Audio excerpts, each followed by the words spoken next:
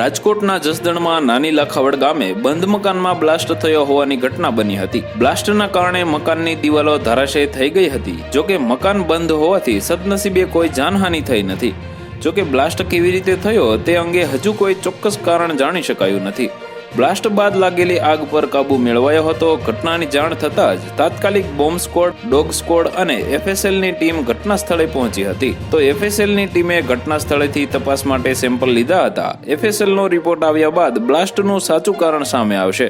તો બીજી તરફ આ અગાઉ રાજકોટના શાસ્ત્રીનગર પાસે એક ઘરની અંદર કેમિકલની બોટલમાં બ્લાસ્ટ થયો હોવાની ઘટના સામે આવી હતી। કેમિકલની બોટલ ફાટતા આગ લાગી હોવાનું સામે આવ્યું હતું। ઘટનાની જાણ થતાં જ તાત્કાલિક ધોરણે ફાયર બ્રિગેડની ટીમ ઘટના સ્થળે પહોંચી હતી અને આગ પર કાબુ મેળવ્યો હતો। તો વધુ માહિતી મેળવવા માટે ચેનલ સાથે જોડાયેલા રહો। વિડીયો પસંદ આવે તો લાઈક કરી દેજો। ચેનલમાં નવા છો તો સબસ્ક્રાઇબ કરી દેજો।